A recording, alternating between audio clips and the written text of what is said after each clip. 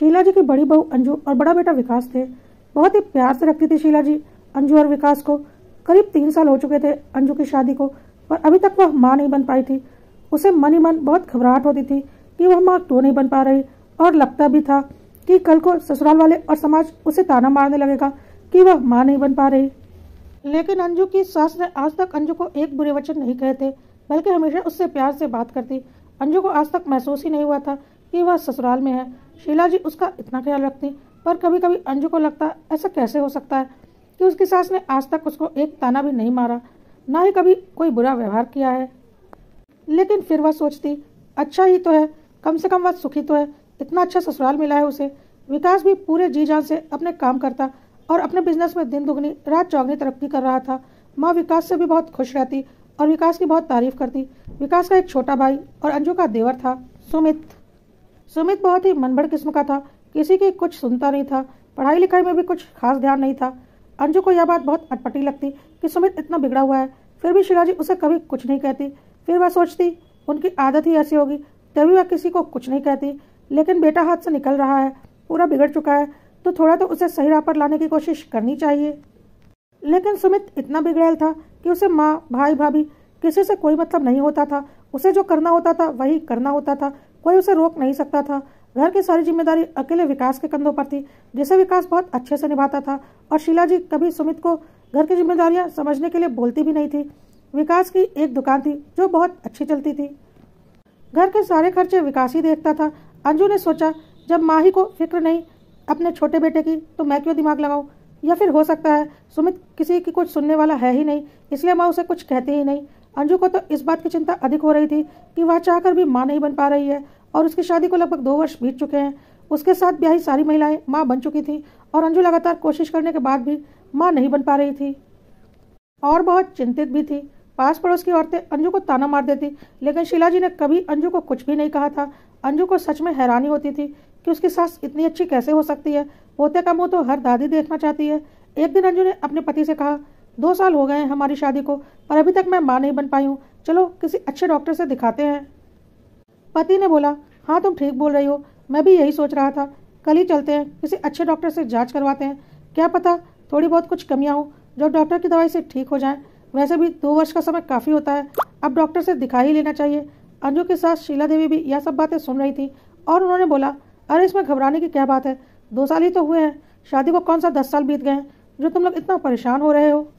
बहुत से लोगों को शादी के 5 साल बाद भी बच्चे होते हैं, बिल्कुल सामान्य तरीके से, इतना परेशान होने की कोई ज़रूरत नहीं। डॉक्टर के पास तो तब जाया जाता है जब कोई चारा नहीं बचता, लेकिन अभी तो तुम्हारी उम्र ही कितनी है, और फिर 2 साल ही तो हुए हैं शादी को, तुम लोग इतना परेशान क्यों हो रहे हो। यह सब सुनकर अंजू को बहुत हैरानी हुई कि उसकी सास, जिन्हें कि गुस्सा करना चाहिए था कि अभी तक वह दादी नहीं बनी, वह इस बात को इतने सामान्य तरीके से कैसे ले सकती हैं, और जब वह खुद डॉक्टर के पास जाने को तैयार है तो वह मना कैसे कर सकती हैं। विकास को लगा उसकी माँ सही बोल रही है, अभी इतना घबराने की कोई ज़रूरत नहीं, और उसने डॉक्टर के पास जाने की बात टाल दी और अंजू से बोला देखो तुम कितनी भाग्यशाली हो, तुम्हें कितनी अच्छी सास मिली है, अगर कोई और सास होती तो अभी तक बहू के ऊपर न जाने कितने इल्ज़ाम लगा दिए होते। अंजू ने कुछ नहीं बोला, पर उसे यह सब कुछ सामान्य नहीं लगता था कि एक सास अपनी बहू से इतना ज़्यादा प्यार कर रही है, अपने बिगड़े बेटे पर उसका कोई ध्यान ही नहीं। फिर भी अंजू कुछ बोलती नहीं थी। एक दिन शीला जी ने विकास से बोला बेटा अब तेरे भाई सुमित को सुधारने का बस एक ही तरीका है कि उसकी शादी कर दी जाए। तो विकास ने बोला ठीक है माँ, इसमें सोचने वाली कौन सी बात है, आप सुमित की शादी के लिए लड़की खोजनी शुरू कर दीजिए। तो शीला जी ने बोला विकास तुझे तो पता ही है सुमित कुछ करता धरता तो है नहीं, पढ़ाई लिखाई भी इसने की नहीं है, तो कोई लड़की वाला क्यों अपनी बेटी देगा। तू एक काम कर, तू अपनी दुकान सुमित को दे दे, इसके बस का तो है नहीं कि नई दुकान खोलकर उसे चला ले, लेकिन तू तो बहुत काबिल और होनहार है, तू अपनी चली चलाई दुकान सुमित को दे दे, तब वह जरूर कुछ काम कर लेगा और उसकी शादी भी हो जाएगी। तू तो इतना होनहार है कि मिट्टी में भी हाथ डालेगा तो उसे सोना बना देगा, तू अपना नया बिजनेस शुरू कर लेना। और विकास जो कि अपनी माँ की बहुत इज्जत करता था, तुरंत इसके लिए राजी हो गया। अंजू को यह सब कुछ ठीक नहीं लग रहा था, उसने विकास से बोला भी यह क्या बात हुई, इतनी मेहनत से आपने अपनी दुकान को आगे बढ़ाया है और यह जमी जमाई दुकान आप भाई को दे दोगे और अपना नया बिजनेस शुरू करोगे, ऐसा कहीं होता है भला। तो विकास ने बोला क्या हुआ, मेरा भाई ही तो है। लेकिन अंजू को यह सब कुछ ठीक नहीं लगता था। अंजू को ऐसा लगता था कि शीला जी विकास और अंजू से कुछ ज़्यादा ही प्यार दिखाती हैं, पर सच्चाई यह नहीं है। लेकिन वह कुछ समझ नहीं पाती थी। विकास तो अपनी माँ से बहुत प्यार करता था और उनकी बहुत इज्जत करता था, तो उनके खिलाफ कुछ सुन नहीं सकता था। खैर, अंजू ने ज्यादा कुछ नहीं बोला। विकास ने अपनी जमी जमाई दुकान सुमित को दे दी, जिसमें सुमित बैठकर अच्छे से कमाई कर सके, और विकास ने फिर नए सिरे से शुरू किया। और एक बार फिर विकास की दिन रात की मेहनत शुरू हो गई। अंजू को यह सब कुछ बिल्कुल अच्छा नहीं लग रहा था, लेकिन शीला जी बहुत खुश थी कि उनका बेटा अब कुछ कमाई कजाई करेगा। शीला जी ने छोटे बेटे की शादी तय कर दी और कुछ दिनों के बाद छोटी बहू सोनी भी घर आ गई। सोनी को घर में आए 1 सप्ताह हो चुका था। घर के सारे काम पहले की तरह अंजू ही कर रही थी। शीला जी ने अभी तक सोनी को कुछ भी करने के लिए नहीं कहा था। अंजू को लगता था वह अकेले सारा किचन संभालती है और घर के सारे काम भी करती है, और उसकी सास शीला जी छोटी बहू से तो कभी कुछ करने के लिए कहती ही नहीं। एक दिन अंजू ने अपनी सास से कहा कि वह अकेले इस घर के काम नहीं करने वाली, सोनी को भी इस घर के कामों में बराबर हाथ बटाना पड़ेगा। तो शीला जी ने कहा, अरे क्या बोलूं, मैं तो परेशान हो गई हूँ इन दोनों से। बेटा है कि दुकान नहीं चला सकता सही से, वह तो बड़े भाई ने अपनी दुकान दे दी तो वह आज कुछ कमा रहा है, और बहू भी ऐसे आई कि किसी काम की नहीं, इसे तो कुछ आता ही नहीं। अगर तुम नहीं होती तो हमारा घर कैसे चलता। कोई बात नहीं, मैं इसे सही रास्ते पर ले आऊंगी। अभी थोड़ी समझ की कमी है इसमें। एक काम करती हूँ, इन दोनों को थोड़े दिनों के लिए कहीं बाहर घूमने भेज देती हूँ। घूम फिर कर आएंगे, थोड़ा दिमाग भी इनका शांत होगा। उसके बाद ठीक से इन्हें समझाऊंगी और घर के कामों में भी लगाऊंगी। कहकर शीला जी ने सोनी और सुमित को 1 महीने के लिए बाहर घूमने के लिए भेज दिया, वह भी खुद से पैसे देकर। अंजू को यह सब कुछ बात समझ में नहीं आई, क्योंकि अंजू और विकास कहीं भी घूमने नहीं गए थे अपनी शादी के बाद से, और आज तक शीला जी ने कभी उन्हें जाने के लिए बोला भी नहीं था। अंजू को अब बहुत अजीब लगता था। विकास तो इन सब बातों पर ध्यान ही नहीं देता था। अंजू ने जब विकास से इस बारे में बात की तो विकास ने बोला, तुम छोटी छोटी बातों को दिल से क्यों लगाती हो सकता है उन लोगों के दिल में इच्छा हो कहीं घूमने जाने की, इसलिए माँ ने उन्हें भेज दिया हो। हमने तो कभी माँ से इस बारे में बात ही नहीं की, इसीलिए माँ ने भी कभी हमें भेजने की नहीं सोची। इसमें माँ की क्या गलती? अगर हम बोलते तो क्या माँ हमें रोक लेती? लेकिन अंजू को बहुत अच्छे से पता था कि शीला जी ने अपनी तरफ से अपने छोटे बेटे और बहू को भेजा है, और बड़ा बेटा मातृभक्ति में ऐसा पागल है कि उसे सच्चाई दिख ही नहीं रही। खैर, अंजू ने कुछ भी नहीं बोला, क्योंकि वह कुछ भी बोलती तो विकास उसकी कोई बात को नहीं मानता। ऊपर से शीला जी अंजू और विकास से इतना अच्छा व्यवहार करती कि कभी कभी अंजू को लगता वह फालतू की बातें ही सोच रही है। ऐसा कुछ भी नहीं है। 1 महीने बाद सुमित और सोनी घूम फिर कर घर आ चुके थे, पर घर के हालात अभी भी वही थे। सोनी घर का कोई काम नहीं करती थी, और सुमित ने विकास की दुकान तो ले ली थी, पर वह अभी भी दिन भर अपने आवारागर्दियों में लगा रहता और दुकान डूबती जा रही थी। विकास अपना नया काम शुरू कर रहा था, तो अभी उसे जमने में थोड़ा वक्त लगता। यह सब कुछ देखकर अंजू को बहुत गुस्सा आता, और एक दिन अंजू ने शीला जी से बोला, माँ, अब मेरे से घर का काम अकेले नहीं होगा, अपनी छोटी बहू से बोलिए कि वह अब घर का काम करेगी। तो शीला जी ने बोला, अंजू तुम सही कह रही हो। और जाकर उन्होंने सोनी से बोला, तुम कोई काम क्यों नहीं करती हो? तुम्हारी जेठानी दिन भर घर का काम करती रहती है।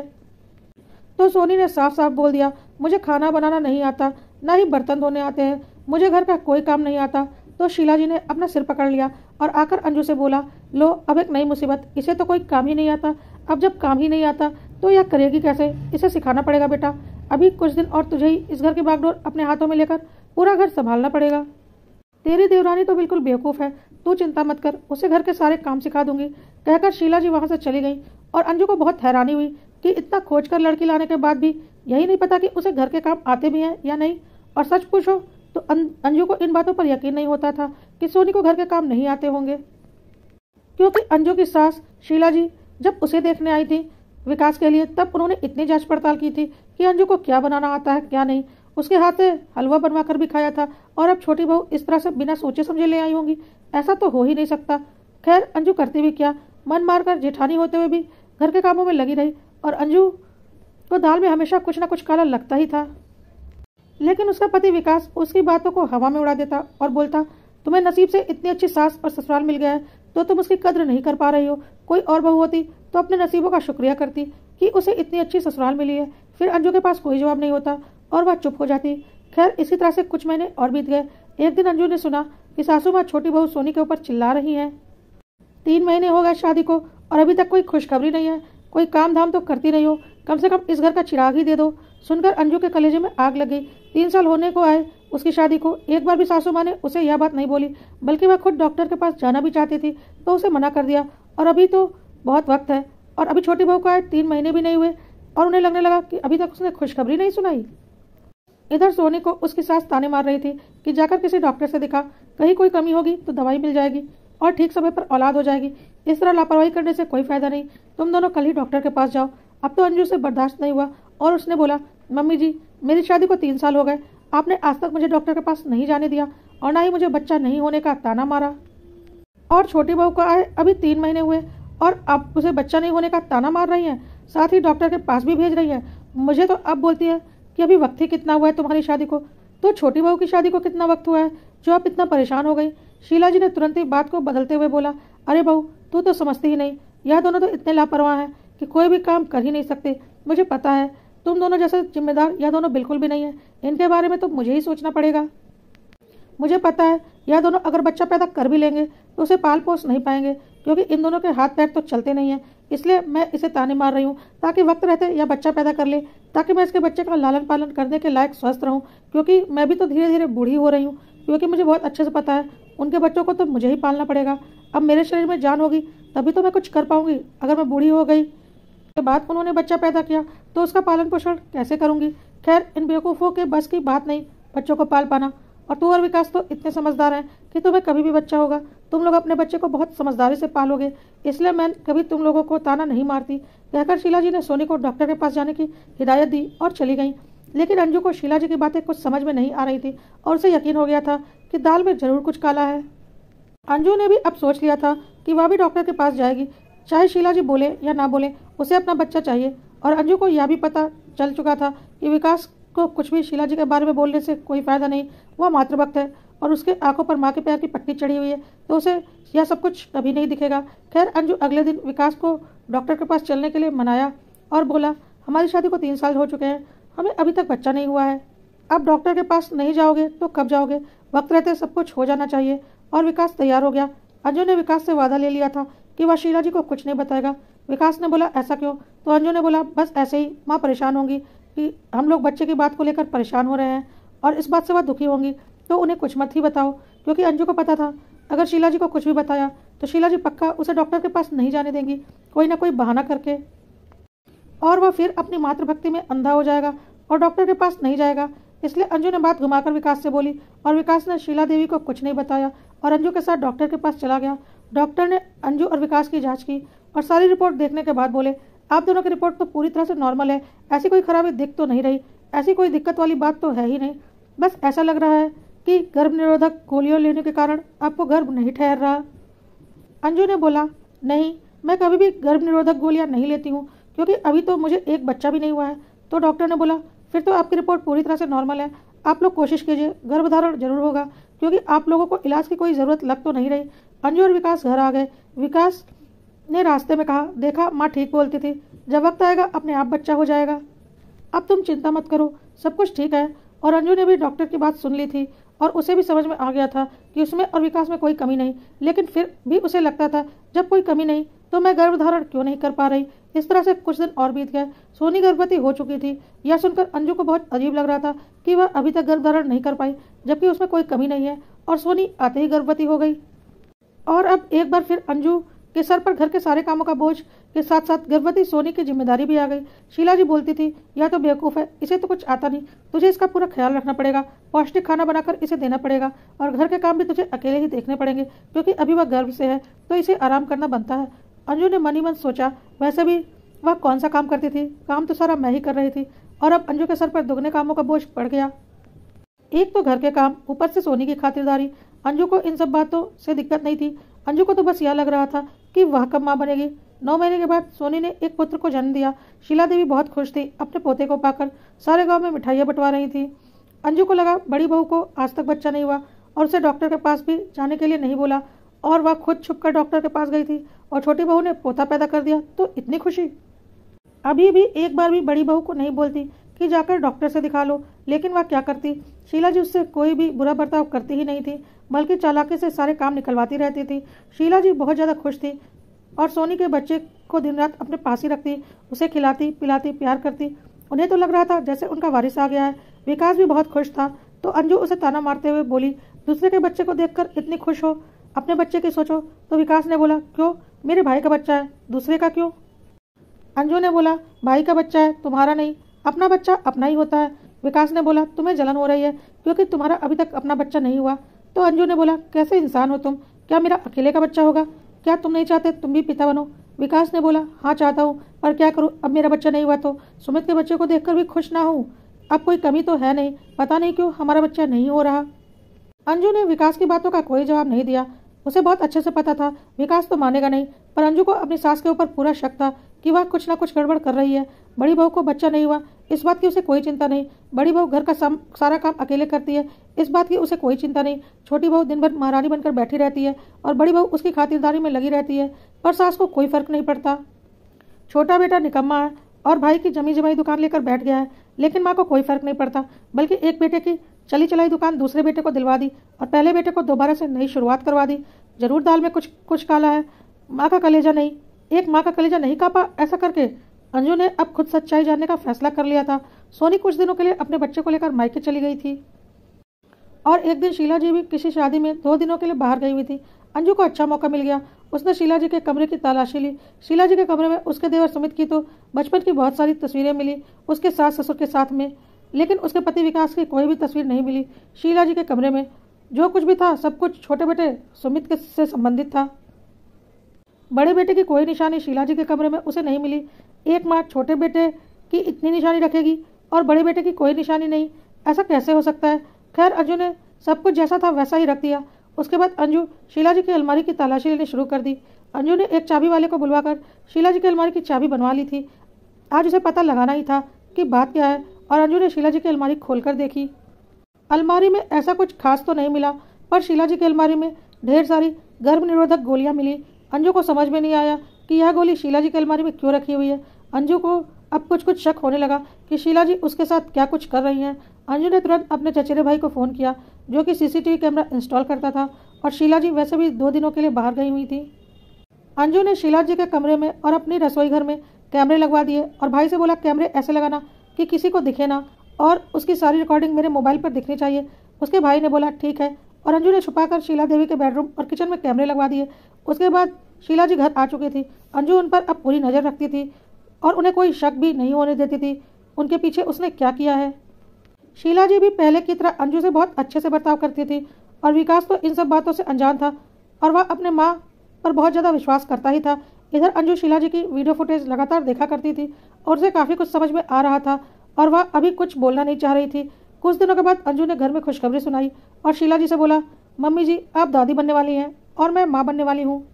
सुनकर शीला जी को झटका लग गया और वह बोली अरे ऐसा कैसे, तू माँ कैसे बन सकती है। तो अंजू ने बोला क्यों, मैं माँ क्यों नहीं बन सकती, क्या आप नहीं चाहती कि मैं भी माँ बनूँ। तो शीला जी ने बात को संभालते हुए बोला अरे नहीं नहीं, तुमने अचानक इतनी बड़ी खुशखबरी दे दी ना, तो मैं खुद को संभाल नहीं पा रही थी, इसलिए मेरे मुंह से निकल गया।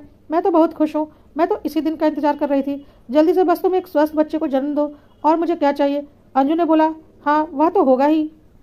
विकास भी बहुत खुश था। अंजू का 7वां महीना चल रहा था। शीला जी हैरान थी कि इतना कुछ दिमाग वह चला रही हैं, फिर भी अंजू गर्भवती हो गई और अब 7वां महीना भी आ गया, पर उसका कुछ बिगड़ क्यों नहीं रहा। खैर शीला जी अब क्या ही करती। अंजू बहुत होशियार थी और अपना बहुत अच्छे से ख्याल रख रही थी। अब वह कोई गड़बड़ नहीं होने देना चाहती थी और वक्त आने पर विकास को सारी सच्चाई बताना चाहती थी जितनी की उसे पता थी। आगे की सच्चाई तो शीला जी खुद ही बताती, क्योंकि उसके आगे उसे कुछ पता ही नहीं था। खैर एक दिन शीला जी ने जमीन के कुछ कागज़ निकाले जो कि विकास के नाम पर थे, और विकास से बोली बेटा यह सारी ज़मीन तुम्हारे नाम पर है और तुम लोग 2 भाई हो, तो यह बात तो ठीक नहीं, यह सारी ज़मीन तुम्हारे नाम पर है, दोनों में बराबर बंटनी चाहिए, और बैंक में एक लॉकर भी है और उसके नॉमिनी भी तुम हो ना कि मैं। तो तुम एक काम करो, भाई का हिस्सा कभी नहीं रखना चाहिए। यह सारी ज़मीन वैसे तो बराबर बराबर तुम दोनों भाइयों में बंटनी चाहिए, लेकिन तुम तो जानते ही हो तुम्हारा भाई किसी लायक नहीं, तो अगर बराबर बराबर बंटवारा करोगे तो वह बेचारा तो अपने परिवार के साथ भूखा मर जाएगा। तुम तो इतने काबिल हो कि बहुत कुछ कर लोगे ज़िंदगी में, तो वह ज़मीन तुम अपने भाई के नाम लिख दो और उसका फ्यूचर कुछ तो सिक्योर हो जाएगा। तुम तो खुद ही काम करके काफ़ी बड़ी संपत्ति खड़ी कर लोगे। बैंक में जो जेवर है वह भी निकाल कर अपने भाई को दे दो ताकि उसका फ्यूचर सिक्योर हो जाए। तुम तो इतना ज़्यादा कमाते हो कि फिर से ढेरों जेवर बनवा लोगे, और मैं तो वैसे भी बूढ़ी हो गई हूँ, मुझे क्या चाहिए। इस तरह से शीला जी ने सारी संपत्ति विकास से सुमित के नाम करने को कह दी। विकास ने बोला यह कौन सी ज़मीन है, मुझे तो पता भी नहीं, और यहाँ गांव की ज़मीन तो हमारे पिताजी के नाम पर है जो दोनों भाइयों में बराबर बटेगी, फिर यह ज़मीन मेरे नाम पर क्यों है, और यह ज़मीन तो हमारे गाँव में भी नहीं है, किसी और गाँव में है, फिर यह मेरा नाम, मुझे कुछ समझ में नहीं आ रहा। और शीला जी ने बोला वही तो, गांव की ज़मीन तो दोनों भाइयों में आधी आधी बटी जाएगी और यह घर भी आधा आधा बटेगा ही, पर यह दूसरे गांव की ज़मीन है। तुम तो इतने काबिल हो, कहीं भी कुछ भी कर लोगे, इसीलिए बोल रही हूँ यह दूसरे गांव वाली ज़मीन तुम अपने भाई के नाम कर दो। विकास ने बोला कर तो मैं दूंगा, लेकिन यह तो बताओ यह ज़मीन किसकी है, और मेरे नाम पर क्यों है? अगर पापा ने इस जमीन को खरीदा तो मेरे नाम पर करके क्यों गए? शीला जी ने बोला, या तो अपने पापा से ही पूछना, क्योंकि मुझे भी यह बात पता नहीं और तुम्हारे पापा अब इस दुनिया में है नहीं। वैसे यह जमीन जब उन्होंने खरीदी थी तब सुमित पैदा नहीं हुआ था, इसलिए शायद तुम्हारे नाम कर दी होगी, पर अब सुमित भी है और उसका भी हक बनता है। और तुम तो इतने काबिल हो, ऊपर से इतने अच्छे बड़े भाई हो। वह कितना निकम्मा है तुम्हें पता ही है, इसलिए मैं तुमसे यह जमीन उसके नाम करने के लिए कह रही हूँ। माँ, मैं यह जमीन सुमित के नाम कर दूंगा और जेवर, लॉकर, इन सब के बारे में तो मुझे कुछ पता ही नहीं।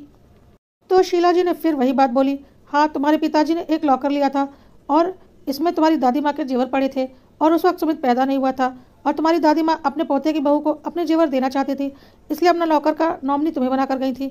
उस पर सुमित का भी बराबर का हक बनता है, लेकिन मैं तुम्हें पूरा उसे देने के लिए इसलिए कह रही हूँ क्योंकि मुझे पता है वह आगे कुछ कमा तो पाएगा नहीं, तुम तो बहुत कुछ कर लोगे। विकास ने बोला, हाँ माँ, आप ठीक कह रही हैं, मैं तो इतना काबिल हूँ कि खुद बहुत कुछ खड़ा कर सकता हूँ। सुमित तो सच में किसी काबिल नहीं है। अपनी चली चलाई दुकान उसे दे दी जिसे वह बिगाड़ रहा है, ढंग से चला भी नहीं रहा। अंजू को बहुत गुस्सा आ रहा था, इतना खुल्लम खुल्ला 2 बेटों में उसकी सास भेदभाव कर रही है और इस बेटे की आंखों पर ऐसा पर्दा पड़ा है कि अपनी माँ की सच्चाई दिख ही नहीं रही। विकास पेपर लेकर कमरे में आ गया उस पर साइन करने के लिए, लेकिन अंजू ने उसका हाथ पकड़ लिया और बोला, तुम इन पेपर पर साइन नहीं करोगे, मैं आज तुम्हें बहुत बड़ी सच्चाई दिखाना चाहती हूँ। विकास ने बोला, पागल हो गई हो क्या? अंजू ने बोला, पागल मैं नहीं, तुम हो गए हो। आंखें होते हुए भी तुम आंखों के अंधे हो। इतने दिनों से तुम्हारी औलाद नहीं हो रही थी और तुम्हारी माँ को कोई फर्क नहीं पड़ रहा था, और अब जब तुम्हारी औलाद होने वाली है तो तुम्हारी माँ परेशान हो रही है कि तुम्हारी औलाद क्यों होने वाली है। विकास ने बोला, यह कैसी बातें कर रही हो? माँ तो बहुत खुश है। अंजू ने बोला, वह दिखता है पर ऐसा है नहीं, मैं तुम्हें आज सारी सच्चाई दिखाती हूँ। शीला जी ने बोला, अंजू यह तुम कैसी बातें कर रही हो? अंजू ने बोला, क्यों, मैं तो ठीक कह रही हूँ, मैं क्या गलत बोल रही हूँ? विकास को आपकी सच्चाई नहीं दिख रही, पर मैं जब से इस घर में आई हूँ मैं रोज आपकी एक नई सच्चाई देखती हूँ और मुझे बहुत अच्छे से समझ में आ गया है कुछ तो बात है। विकास और मैं आपके लिए कोई मायने नहीं रखते, आपके लिए सब कुछ सुमित और सोनी ही है और उनका बच्चा। अब इसके पीछे की सच्चाई क्या है वह तो आप ही जानती होंगी, लेकिन काफ़ी कुछ मैं भी जान चुकी हूँ जो आज मैं विकास को बता रही हूँ और इनकी आंखों का पर्दा भी उठा दूंगी। विकास ने बोला, दिमाग ठीक है तुम्हारा? तुम माँ के बारे में क्या क्या बोल रही हो? अंजू ने कहा, अब मैं कुछ बोलूंगी नहीं, अब तो मैं दिखाऊंगी। कहकर अंजू विकास को खींचकर अपने रूम में ले गई और अपने फ़ोन को टीवी से कनेक्ट कर दिया और बोली, लो देखो अपनी माँ की सच्चाई। विकास ने देखा माँ अपने रूम में अलमारी से वह गोलियां निकालती थी और लेकर किचन में जाकर दूध में वह गोलियां मिलाती थी, और फिर जब अंजू सोने से पहले किचन में आती तो वही दूध अंजू को पीने के लिए देती थी। अंजू उस दूध को माँ से नज़र बचाकर चुपचाप सिंक में डाल देती थी। विकास ने बोला, यह सब क्या है? तो अंजू ने बोला, यह गर्भ निरोधक गोलियां हैं जो तुम्हारी माँ मुझे दूध में मिलाकर हर रात पिला देती थी। पिछले 3 सालों से वह यही कर रही थी, इसीलिए कोई कमी नहीं होने के बावजूद भी मैं माँ नहीं बन पा रही थी। लेकिन जब मैंने यह दूध पीना छोड़ दिया उसके बाद ही मैं गर्भवती हुई हूँ और माँ को कुछ पता नहीं चला कि मैं उनका दिया दूध पी ही नहीं रही हूँ बल्कि फेंक दे रही हूँ, क्योंकि मुझे उनकी सच्चाई पता चल चुकी थी। मुझे इनके ऊपर काफ़ी वक्त से शक हो रहा था, इसलिए जब यह शादी में शामिल होने के लिए 3 दिनों के लिए घर से बाहर गई थी उस वक्त मैंने चुपके से घर में सीसीटीवी कैमरे उनके रूम में और किचन में इंस्टॉल करवाए थे और इसके बारे में इन्हें कुछ भी पता नहीं था। मैं सिर्फ इनकी सच्चाई सामने लाना चाहती थी जो कि अब आ चुकी है। आगे के फुटेज में अंजू ने विकास को दिखाया कि गर्भवती होने के बाद सासू माँ ने जो स्पेशल लड्डू अंजू के लिए बनाए थे जिससे कि बच्चा तंदुरुस्त पैदा हो, और यही बोला था। सासू माँ ने अंजू और विकास से उस लड्डू को बनाने की वीडियो भी कैमरे में कैद थी और हर लड्डू में सासू माँ ने बाकायदा बीच में एक गोली रखी थी और अंजू को वही लड्डू खाने के लिए देती थी। अंजू ने आज तक एक लड्डू भी नहीं खाए थे और सारे लड्डू अपने कमरे में एक डब्बे में जमा करके रखे हुए थे। अंजू ने विकास से बोला, मैंने कैमरे में यह फुटेज पहले ही देख ली थी, इसलिए मैंने मम्मी जी के बनाए हुए एक भी लड्डू आज तक नहीं खाए। वह डब्बा भी अंजू ने खोलकर विकास को दिखा दिया और उसके सामने ही लड्डू को तोड़कर दिखाया जिसके अंदर से गोलियां निकली, और किचन में जाकर बाकी लड्डू भी लेकर आई, उन्हें तोड़कर दिखाया, उसके अंदर भी गोलियां निकली। विकास ने वीडियो फुटेज देखने के बाद सीधे सीधे शीला जी से पूछा, माँ तुम बताओ, मैं तुम्हारे मुँह से सुनना चाहता हूँ, अंजू के दूध में तुम क्या मिला रही हो और इन लड्डुओं में तुमने कौन सी गोलियां मिलाई हैं? अंजू ने बोला, तुम इनसे क्यों पूछ रहे हो, मैं बताती हूँ। तब तक शीला जी बोली, पागल हो गए हो क्या विकास, यह ताकत की गोलियां हैं। अंजू दवाई खाने में बहुत नाटक करती है, तो मैं इसे कभी दूध में मिलाकर दे देती हूँ, कभी लड्डू में, ताकि इसके पेट में दवाइयाँ चली जाएं। और क्या हो सकता है, पता नहीं अंजू के दिमाग में मेरे बारे में ऐसी उल्टी सीधी बातें किसने भर दी। अंजू ने बोला, नहीं विकास, तुम इस गोली की जाँच करवा लो, पता चल जाएगा यह कौन सी गोलियाँ हैं। शीला जी ने बोला, अंजू मुझे गलत साबित करने के लिए कुछ भी कर सकती है, क्या पता इसने ही सारे लड्डुओं में गोलियों को मिलाया हो, मैंने तो इनमें ताकत की गोलियां मिलाई थी। नेकी करने के चक्कर में मैं अपना ही हाथ जला बैठी, तुम मेरे ऊपर शक कैसे कर सकते हो बेटा? विकास को अभी भी अपनी माँ के ऊपर पूरा यकीन था। और फिर शीला जी ने बोला, देख लो, यही मेरी इज्जत है। इसने मेरे कमरे में कैमरे लगवाए, किचन में कैमरे लगवाए, इतना ही भरोसा है तुम लोगों को मुझ पर। विकास अंजू के ऊपर गुस्सा करने लगा। उसे अभी भी अपनी माँ पर यकीन था। अंजू ने बोला, ठीक है, मैं गलत हूँ, सब कुछ मैंने किया है, सब मानती हूँ। एक काम करो, मैं तुम्हारी माँ की अलमारी तो नहीं खोल सकती ना, चलकर अपनी माँ का कमरा चेक करो और अलमारी खोलो, देखो इनकी अलमारी में क्या निकलता है, और फिर खुद जाकर उसकी जांच करवाना। अब शीला जी फंसती हुई नजर आ रही थी, क्योंकि उनके अलमारी में गर्भ निरोधक गोलियों का कई पैकेट पड़ा हुआ था, और गर्भ निरोधक गोलियां उनके किस काम की? विकास, तुम्हें मुझ पर यकीन नहीं तो अपनी माँ की अलमारी खोल कर देखो, तुम्हें यकीन आ जाएगा। विकास ने अपनी माँ की अलमारी खुलवाई और उसमें गर्भ निरोधक गोलियों का ढेर सारा पैकेट मिला। अब तो शीला जी क्या बोलती कि इतनी सारी गर्भ निरोधक गोलियां उनकी अलमारी में क्या कर रही हैं। खैर, उन्होंने एक आखिरी कोशिश की और बोला, पता नहीं अंजू मेरे साथ किस जन्म की दुश्मनी निकाल रही है। यह गोलियां मैंने मेरी अलमारी में नहीं रखी, जरूर इसी ने किसी तरह से मेरी अलमारी खोलकर उसमें यह गोलियां रख दी हैं। मुझ पर विश्वास करो बेटा, मैं अपने ही बेटे बहू के साथ ऐसा कैसे कर सकती हूँ। अंजू भी इस बार पूरी तैयारी में बैठी थी, क्योंकि उसे पता था शीला जी बहुत शातिर हैं। इसलिए अंजू ने बोला, मुझे पता है आप इतनी आसानी से कुछ भी स्वीकार नहीं करने वाली, इसलिए विकास मैंने भी पूरी तैयारी कर रखी है। यह जिस दुकान से गर्भ निरोधक गोलियां खरीद कर लाती हैं, उस दुकान की सीसीटीवी फुटेज भी मैंने रिक्वेस्ट करके उनसे मांग ली थी। मैं झूठ बोल सकती हूँ, कैमरा तो झूठ नहीं बोलेगा, तुम यहाँ देखो। कहकर अंजू ने अपने मोबाइल में शीला जी को गर्भ निरोधक गोलियां दुकान से खरीदते हुए दिखा दिया, और ऐसी कई फुटेज उसने दिखाई, क्योंकि वह हर महीने गोलियां खरीद कर लाती थी। अब तो शीला जी के पास अपनी सफाई में कहने के लिए कुछ भी नहीं बचा था। वह बुरी तरह से अपने ही बिछाए जाल में फंस चुकी थी। विकास को भी अब सारी सच्चाई समझ में आ चुकी थी। उसने एक ही बात बोली, माँ, आखिर क्यों हमारे साथ ऐसा किया? शीला जी के पास अब सच्चाई बताने के अलावा कोई रास्ता नहीं बचा था। उन्होंने बोला, क्योंकि तुम मेरे बेटे नहीं हो, तुम मेरे सौतेले बेटे हो। तुम्हारी माँ तुम्हें जन्म देने के बाद से लगातार बीमार रहती थी, और करीब 1 साल बाद वह इस दुनिया से चली गई थी, और मैं तुम्हारे पिता की दूसरी पत्नी बनकर इस घर में आई थी। तुम्हारे पिताजी के पास कुछ खास संपत्ति नहीं थी, बस थोड़ी सी जमीन थी और यह एक घर था। तुम्हारी माँ अपने पिता की इकलौती संतान थी, और तुम्हारे नाना ने अपनी सारी संपत्ति तुम्हारी माँ के नाम कर दी थी, क्योंकि उनका कोई बेटा नहीं था, सिर्फ एक बेटी थी। तुम्हारे नाना जी की संपत्ति में उनकी जमीन और तुम्हारी नानी के जेवर थे, जो कि तुम्हारी माँ के लॉकर में रखे हुए हैं, जिसके नॉमिनी तुम हो। जिस जमीन के कागज मैंने तुम्हें उस दिन दिखाए थे, वह तुम्हारी माँ की जमीन है, जो तुम्हारे नाना ने उन्हें दिया था। और वह बैंक के लॉकर भी तुम्हारी माँ का लॉकर है, और उसमें पड़े जेवर तुम्हारी माँ के और तुम्हारी नानी के जेवर हैं, जो शादी में तुम्हारी नाना ने तुम्हारी माँ को दिए थे। लेकिन तुम्हारी माँ तुम्हें जन्म देने के बाद से बीमार रहने लगी थी, और उन्हें पता चल चुका था कि वह बचने वाली नहीं, तो उन्हें तुम्हारी बहुत चिंता होती थी। इसलिए उन्होंने अपनी मृत्यु से पहले अपने नाम की सारी जमीन तुम्हारे नाम लिख दी, और अपने बैंक के लॉकर का नाम तुम्हें बना दिया। तुम्हारे पिता के नाम उन्होंने कुछ भी नहीं किया था, क्योंकि उन्हें तुम्हारी चिंता थी, और उन्हें पता था उनके जाने के बाद छोटा बच्चा होने के कारण तुम्हारे पिताजी जरूर दूसरी शादी कर लेंगे, और फिर तुम्हारे नाम क्या होगा, यही सोचकर उन्होंने यह कदम उठाया था। अब मुझे यह सारी संपत्ति अपने बेटे के लिए चाहिए थी, क्योंकि यह कोई थोड़ी बहुत संपत्ति नहीं, बहुत ज़्यादा संपत्ति थी, और तुम्हारे नाम पर थी। तो मैं प्यार मनोहार से ही इसे तुमसे लेकर अपने बेटे को दिलवा सकती थी, तो मैं क्या करती। इसलिए मैंने आज तक तुम्हें पता नहीं चलने दिया कि मैं तुम्हारे पिता की दूसरी पत्नी हूँ, और तुम्हें इतने प्यार से पाला पोसा और अपना भक्त बनाकर रखा, ताकि तुम्हें मेरे गलत कर्म कभी दिखाई ना पड़े, और मैं जब भी तुमसे जो भी कुर्बानी मांगूं, तुम हंसते हंसते मेरे लिए वह कुर्बानी देने को तैयार रहो। तुम्हारी शादी होने के बाद भी मैं नहीं चाहती थी कि तुम्हारा बच्चा हो और हमारी संपत्ति में से कोई भी संपत्ति बटे। इसलिए मैं अंजू को रोज दूध में गर्भ निरोधक गोलियां मिलाकर पिला देती थी, ताकि अंजू कभी गर्भवती हो ही ना पाए। लेकिन फिर भी पता नहीं कैसे यह गर्भवती हो गई। अंजू ने बोला, इसलिए क्योंकि मुझे यह सब बात पता चल चुकी थी, क्योंकि मैं आपके ऊपर विकास की तरह कभी भी अंधविश्वास नहीं करती थी। मुझे आपके ऊपर हमेशा शक होता था, क्योंकि आपको कुछ ज़्यादा ही प्यार दिखाने वाली सास थी, जो कि संभव नहीं। जब मुझे आपके ऊपर शक हुआ था, तभी से मैंने आपके कमरे में कैमरे लगवा दिए थे, और मैंने इस कैमरे की फुटेज में देख लिया था कि आप मेरे दूध में यह गोलियां मिलाती हैं, और मैंने वह दूध पीना उसी वक्त बंद कर दिया था, और मैं दूध को फेंक देती थी। अंजू का गर्भपात हो जाए, इसलिए मैंने वह गोलियां मिलाकर लड्डू बनाए, ताकि उन लड्डुओं को खाकर अंजू का गर्भपात हो जाए। लेकिन तब भी अंजू का गर्भपात नहीं हुआ। अंजू ने बोला, हाँ, इसीलिए क्योंकि वह लड्डू मैंने आज तक खाए ही नहीं। यह वही सारे लड्डू हैं जो मैं विकास को दिखा रही हूँ। इस बार मैं पूरी तरह से सतर्क थी। मुझे तो शक उसी दिन हो गया था जिस दिन सोनी की शादी को 3 महीने हुए थे, और आप उसे बच्चा ना होने का ताना दे रही थी। तभी मुझे समझ में आ गया था कि जरूर कोई बात है, और मैंने फैसला कर लिया था कि अब तो मैं सच्चाई पता लगा कर रहूंगी। शीला जी ने बोला, जो सच्चाई थी मैंने बता दी। सुमित और सोनी मेरे अपने बेटा बहू हैं, और तुम दोनों सौतेले। इसलिए मैं चाहती थी कि सारी संपत्ति सुमित और सोनी को मिले, और तुम लोगों को खाली हाथ करके मैं इस घर से निकाल दूं। लेकिन उससे पहले ही अंजू ने मेरी सच्चाई खोल कर रख दी। आज विकास को अपनी माँ का यह रूप देखकर समझ में नहीं आ रहा था कि वह क्या करे। एक तरफ उसे अपनी माँ की सच्चाई पता चल गई थी, और उसका बच्चा बच गया था। दूसरी तरफ जिस माँ पर वह अंधा विश्वास करता था, वह माँ उसके साथ इस तरह से धोखा कर रही थी। सुमित बिल्कुल जड़ हो गया था। उसका दिमाग काम नहीं कर रहा था। अब उसे समझ में आ रहा था क्यों उसकी जमी जमी दुकान उसके भाई को दे दी, क्यों भाई गलत हो या सही हर वक्त माँ भाई का ही साथ देती थी, क्यों भाई की पत्नी सोनी घर का कोई काम नहीं करती, क्यों सोनी का बच्चा करने के लिए माँ इतना जोर डालती थी और अंजू को कभी भी जोर नहीं डालती थी। सारी बातें आज उसके सामने एक एक करके साफ होती जा रही थी और उसे यकीन नहीं हो रहा था। एक माँ जिसे उसने अपनी सगी माँ ही समझा और उसके लिए आज तक वह सगी माँ ही थी, उसने इतने प्यार से अपना सौतेलापन निभाया कि उसे भनक तक नहीं लगी। विकास अपना सुध-बुध खो बैठा था और वह जोर जोर से रोने लगा। अंजू बिल्कुल घबरा गई और बोली, आप परेशान मत होइए, सब ठीक हो जाएगा, मैं आपके साथ हूँ।